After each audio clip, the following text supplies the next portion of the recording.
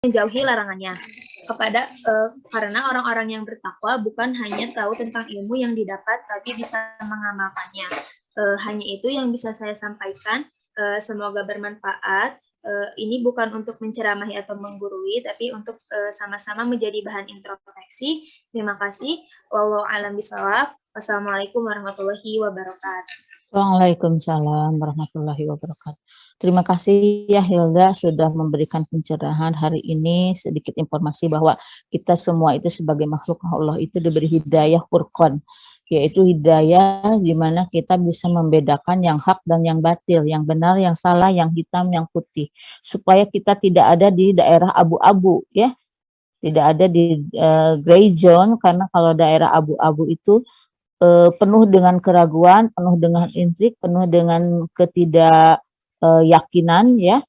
Nah, jadi kita dengan furqan ini diberikan kepada kita, kita harus menggunakannya, bisa membedakan yang hak dan yang batil, mau berpijak di yang hak atau mau berpijak yang di yang batil. Mudah-mudahan kita semua berpijak di hal yang hak ya, yang benar ya. Terima kasih. Oke, selanjutnya untuk presentasi hari ini, oh ya saya lupa, untuk yang presentasi kemarin itu ada yang belum submit tugasnya. Siapa kemarin tuh ya? Aldis bukan ya? Laki-laki, yang laki-laki. Aldis atau siapa? Yang kelas tidak? Awan. Ya, Nanti masukin ya, supaya ada form untuk penilaiannya. Baik, Bu. Ya, udah dibuka sama saya itunya, slot waktu untuk uploadnya. Jangan hari ini juga jangan lupa semua anggota kelompoknya untuk submit tugas di tugas mikrotubula, mikrofilamen, supaya nanti ada slot untuk penilaian.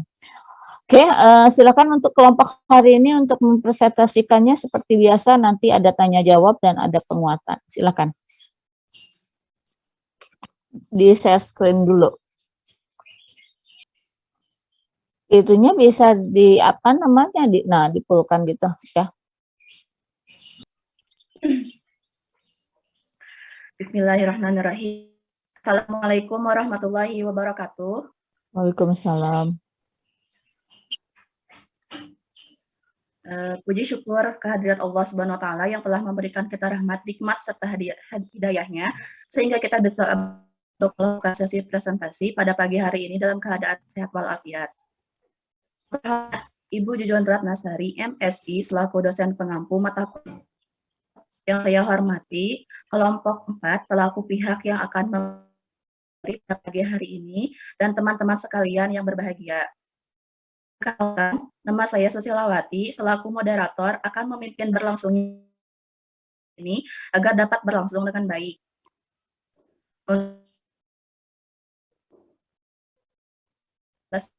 Bismillahirrahmanirrahim. Kita langsung saja mulai presentasi tentang struktur dan fungsi mikro. Saya persilahkan Virginia Salma untuk materi pertama. Siapa gilirannya, ada Pertama Virginia Salma. Oh iya. Virginia, ada Virginia? Ibu, apa terdengar? Ya, ada, sok, sudah. Iya, Ibu, maaf. Jaringannya jelek. Ya, bismillahirrahmanirrahim. Assalamualaikum warahmatullahi wabarakatuh. Waalaikumsalam warahmatullahi wabarakatuh. Di sini saya akan mempresentasikan tentang mikrotubula atau mikrotubulus. Langsung saja, apa itu mikrotubulus? Mikrotubulus adalah tabung berbentuk mikroskopis berongga yang terbuat dari alfa dan beta tubulin. Bagian dari sitoskeleton sel dapat dijumpai pada sel yang sedang mengalami pembelahan. Nah, Maksud dari tubulin di sini adalah protein dimerik globular yang dibentuk oleh dua polipeptida, yaitu tubulin alfa dan beta.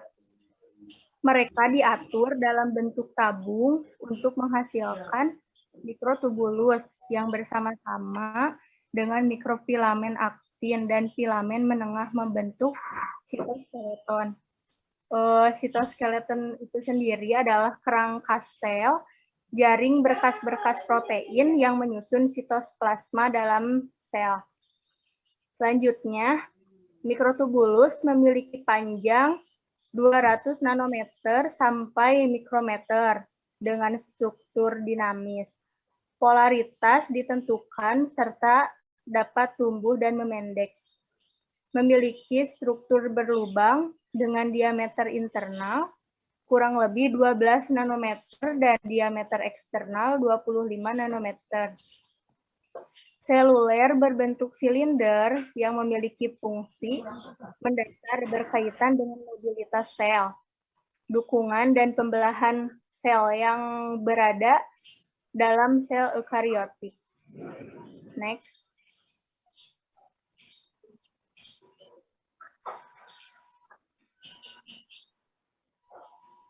Nah, struktur mikrotubulus itu sendiri berbentuk batang lurus dan berongga berukuran kecil, berbentuk silindris dan kaku.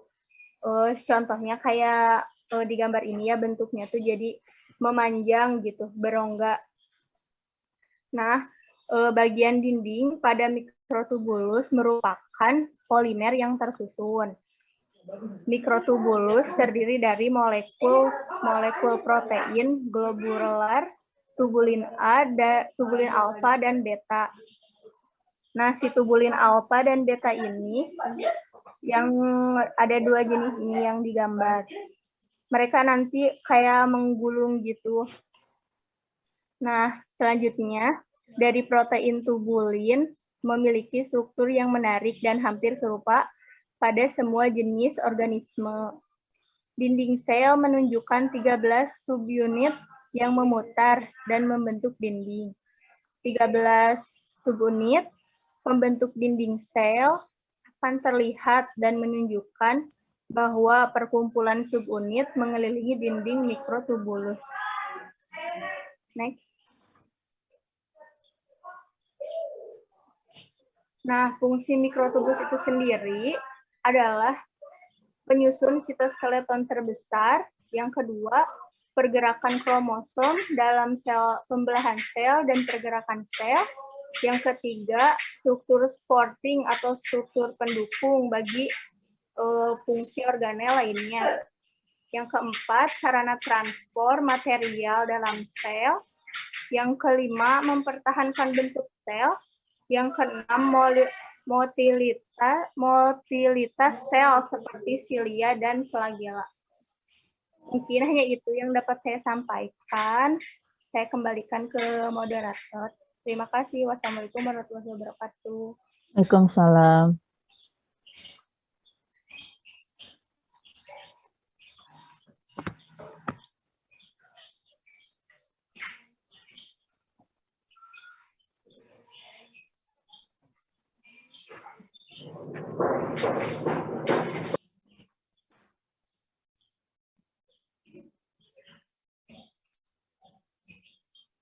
Ya, selanjutnya silakan, jangan vakum. Assalamualaikum warahmatullahi Oh, wabarakatuh. iya. Waalaikumsalam.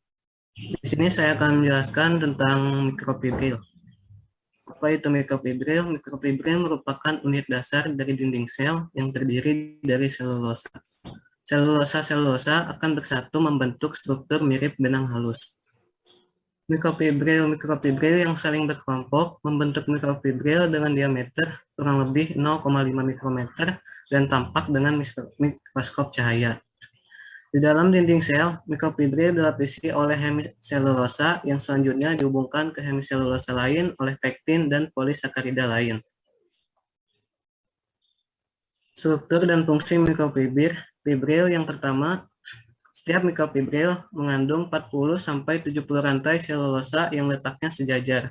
Kedua, enzim pensintesis selulosa terdapat pada plasmalema atau membran sel dalam bentuk roset. Setiap roset dapat beragregasi sampai 16 baris. Yang keempat, makin banyak roset dalam satu baris, makin banyak mikrofibrilnya dalam satu makrofibril, dan makin besar garis tengahnya. Yang kelima, fungsi mikrofibril membantu mengendalikan pertumbuhan sel dengan membatasi atau membiarkan ekspansi. Dan yang keenam, bagian mikrofibril yang berupa daerah teratur disebut kristalin. Dan yang ketujuh, bagian mikrofibril yang berupa daerah tidak teratur disebut amorf. Mungkin sekian yang dapat saya sampaikan. Terima kasih. Wassalamualaikum warahmatullahi wabarakatuh. Waalaikumsalam.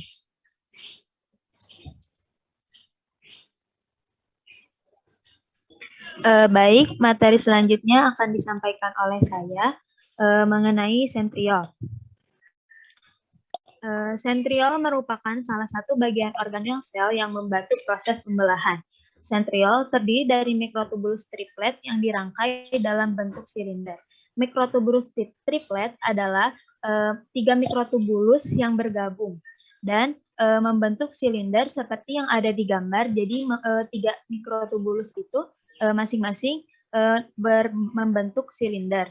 Nah, itu disebut sentriol. Nah, ada juga yang disebut sentrosom. Sentrosom merupakan organel yang terdiri dari 2 sentriol. Next.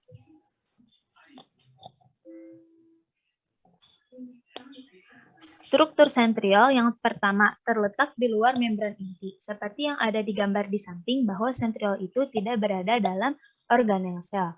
Yang kedua, terdiri dari sebaris silinder yang masing-masing berjumlah 9 mikrotubulus. Seperti yang gambar di samping bahwa mikrotubulus itu terdiri dari bahwa sentriol itu terdiri dari 9 mikrotubulus triplet. Ada 9-nya bisa dihitung, itu ada 9 membentuk bintang seperti itu. Yang ketiga, memiliki diameter 0,15 mikrometer hingga 0,7 mikrometer dan tidak memiliki membran DNA dan RNA. Karena seperti yang dijelaskan tadi bahwa sentriol itu terdiri dari mikrotubulus-mikrotubulus yang merangkai. Yang keempat, ditemukan pada sel hewan dan sel berflagela lainnya. Jadi sentriol itu hanya ada di sel eukariot. Yang kelima, dalam proses pembelahan sel, sentriol bergerak ke arah kutub yang berlawanan. Jadi sentriol ini bisa berpindah-pindah posisi. Next.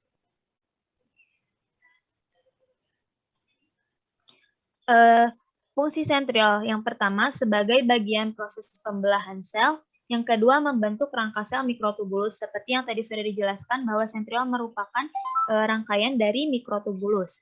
Yang ketiga sebagai tempat pembentukan silia atau badan basal, yang keempat membentuk benang spindel, dan yang terakhir mengatur pergerakan kromosom. Untuk fungsi yang pertama, keempat, dan kelima ini saling berkaitan karena fungsi utama sentriol itu merupakan pembelahan sel. Jadi sentriol ini terbentuk di fase profase pembelahan sel. Setelah sentriol terbentuknya itu ada 4 dan membentuk 2 sentriosom karena ada 4 sentriol dan menjadi sepasang menjadi 2 sentriol. Nah, ketika sentriol sudah terbentuk dan adanya benang spindel ini membuat kromosom nempel pada benang-benang spindel. Jadi setelah kromosom melekat pada benang-benang spindel, sentriol dan benang-benang spindel membantu menggerakkan kromosom ke bidang ekuator sel atau ke tengah-tengah sel. Lalu setelah memastikan bahwa semua kromosom menempel pada benang spindel, kan di kromosom itu ada 2 kromatid. Nah, kromatidnya itu berada di benang-benang yang berlawanan. Bila misalkan kromatid di kanan menempel pada benang spindel di kutub yang kanan, dan kromatid yang kiri menempel pada benang spindel di kutub yang kiri. Lalu kromosom mengatur pergerakan, sentriol mengatur pergerakan kromosom. Ketika sudah melekat pada spindel, lalu kromosom menarik ke kutub yang berlawanan. Jadi yang kiri narik ke kiri, yang kanan narik ke kanan secara perlahan dan terjadilah pembelahan sel.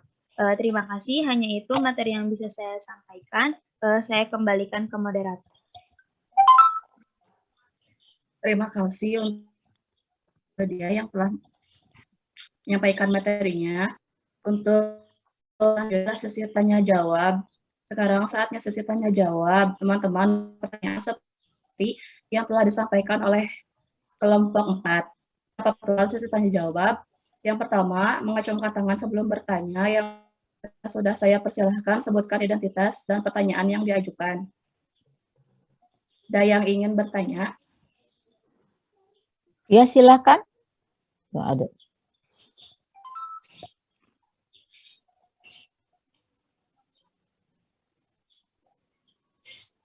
Ada satu itu, anak lihat.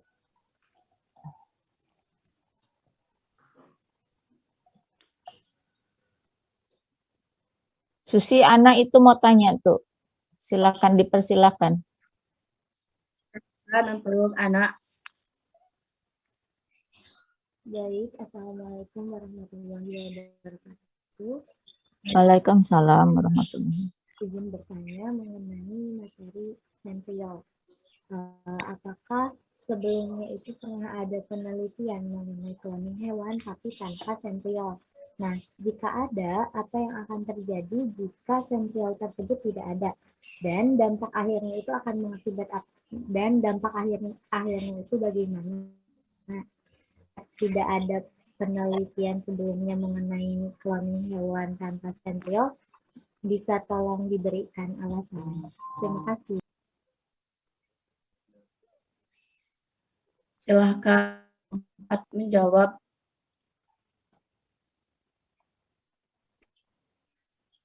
Langsung dijawab aja, Ibu. Ya, langsung saja. Ya, izin menjawab untuk pertanyaan anak. Saya ulangi dulu pertanyaannya.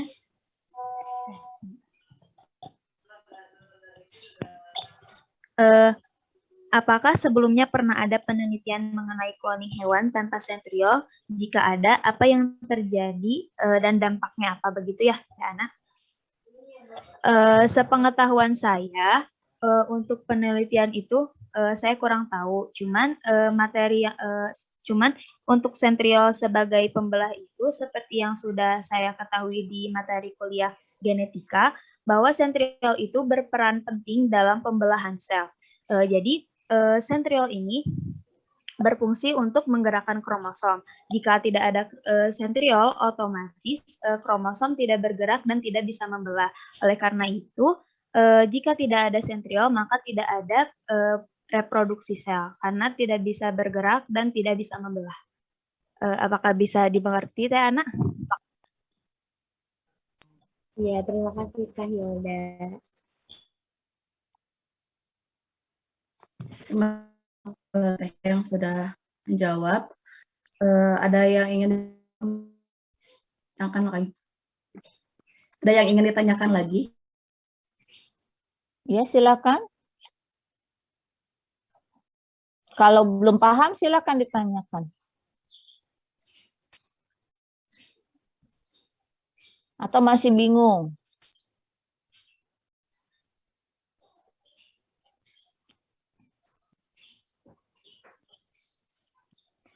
Masih ada, silakan.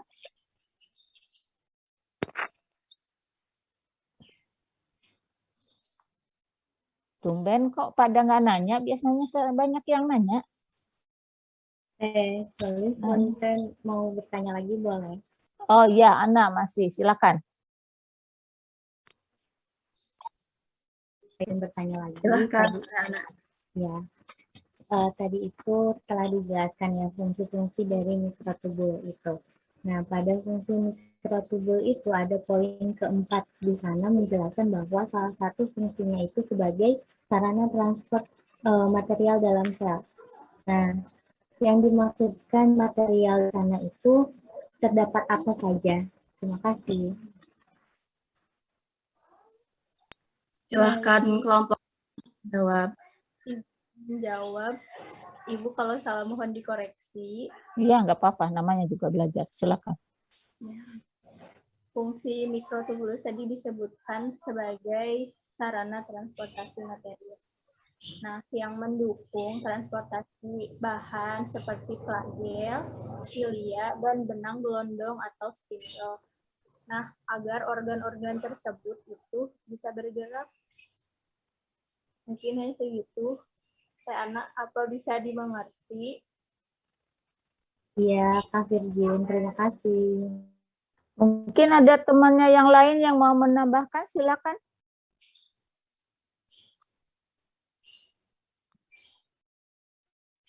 Atau masih bingung? Oke, kalau masih bingung ya, terima kasih sebagai kelompok 4 sudah mempresentasikan mengenai sitoskeleton sebenarnya ya. Kita lihat penguatannya seperti apa. Saya ingin share screen dulu sebentar.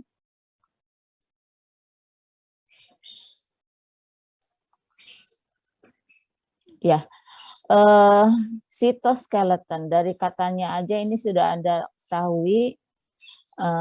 Skeleton itu kan rangka ya. Sito itu sel, jadi rangka sel kita menyebutnya gitu. Nah, di dalam rangka sel ini tentunya kalau yang namanya rangka itu yang paling utama berfungsi adalah untuk penyangga, penguat, penyangga, pelindung, ya itu yang kita sebut sebagai rangka. Nah, sel walaupun strukturnya kecil, unit terkecil secara struktural di dalam suatu organisme. Nah, sel ini walaupun kecil ukurannya, tetapi dia strukturnya lengkap. Selain memiliki pusat kegiatan, pusat metabolisme, pusat pemikiran sel yang ada di dalam nukleus, ada organel-organel yang berperan menghasilkan energi, menghasilkan bahan makanan, ya, mencernakan sel dan sebagainya. Ternyata sel juga ini dilengkapi dengan struktur yang berguna untuk menopang sel, ya, menopang sel, memberikan mengatur transportasi di dalam sel, kemudian juga mengatur mobilitas sel, ya. Nah, itu fungsi rangka. Nah, rangka ini ada 3 macam ya strukturnya secara umum. Kenapa enggak jalan ya?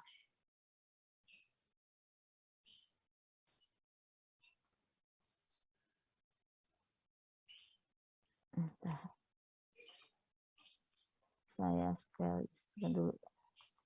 Yang PPT saja lihat dulu ya. Yang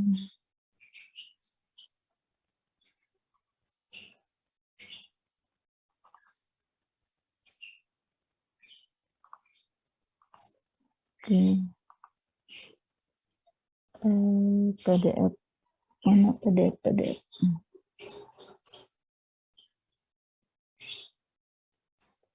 Nah, kita buka yang PDF saja. Terlihat? Terlihat, Ibu. Ya, oke ya. Nah, rangka sel itu ada di mana sebenarnya ya?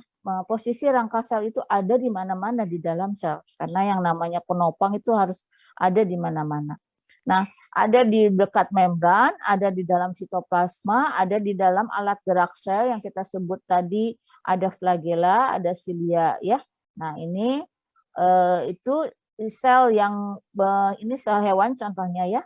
Sel yang bentuknya seperti ini tidak lembek ya, tidak lembek, dia mempertahankan kurvoditas, artinya dari dalam sel ini ada tekanan keluar karena memiliki cairan, kemudian dari luar juga demikian, tetapi si sel itu tidak, dalam bahasa umum tidak plenyak-plenyek gitu ya, tidak apa ya namanya teh, artinya dia firm, punya bentuk karena di dalam membran sel hewan ini dia memiliki yang kita sebut rangka. Rangkanya jenis apa nanti kita lihat. Kemudian tadi pada sel tumbuhan itu ada mikrofibril. Ya, mikrofibril itu adalah komponen yang menyusun daripada dinding sel. Nah, tadi disampaikan bahwa mikrofibril itu ada selulosa, ada lignin, ada pektin, itu semuanya karbohidrat kompleks yang strukturnya kaku ya. membentuk suatu struktur fibril yang kaku dan ini biasanya tidak mudah untuk dibengkokkan atau tidak mudah putus.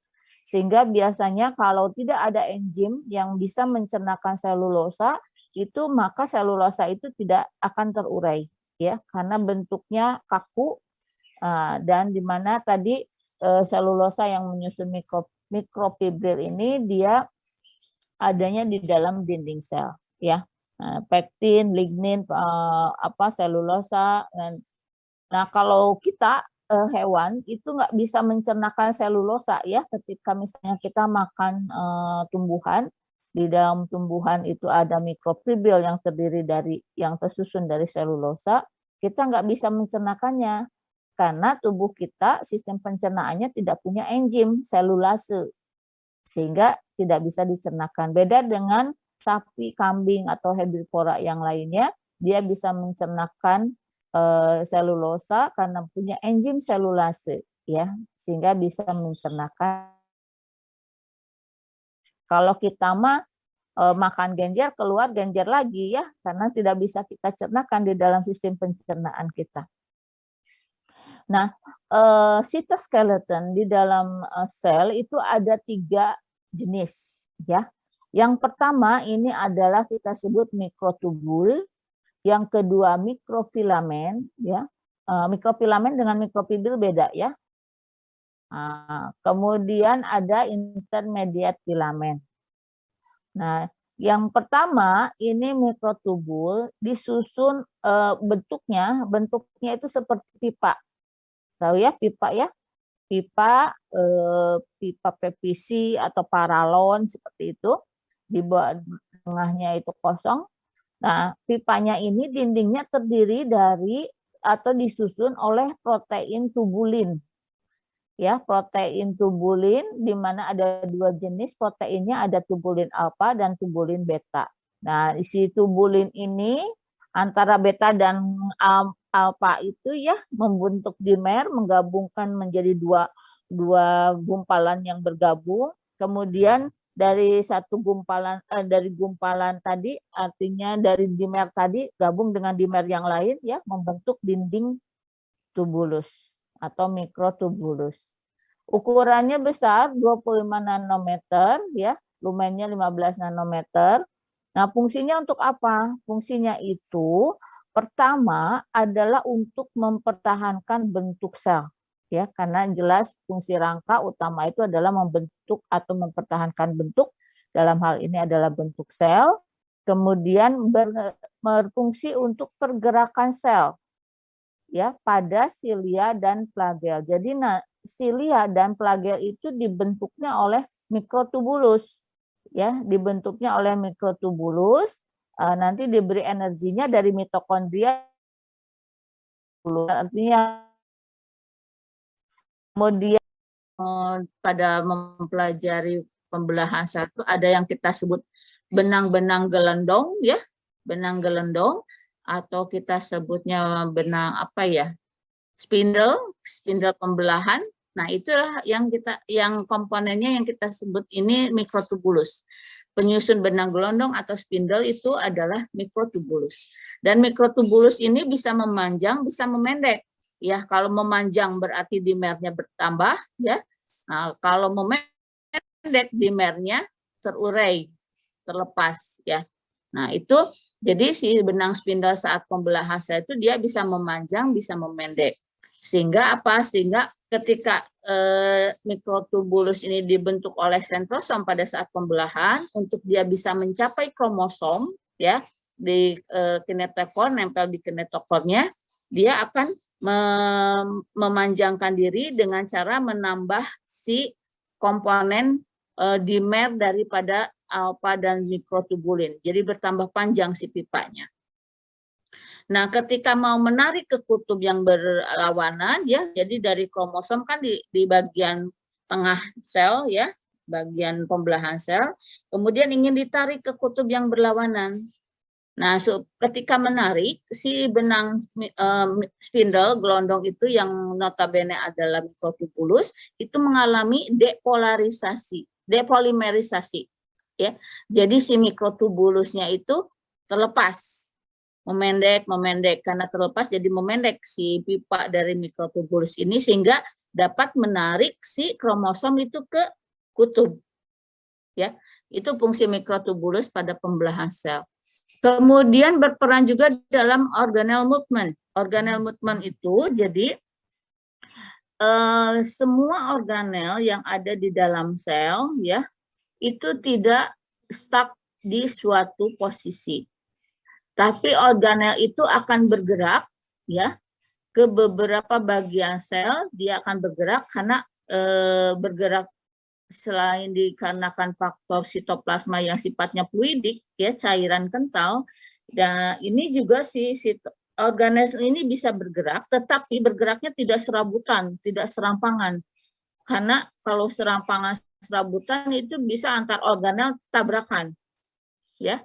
Oleh karena itu, setiap organel itu memiliki jalur, ya, memiliki jalur supaya dia bisa bergerak, ya, di sekitar sel sitoplasma sel, ya. Nah, jalurnya ini yang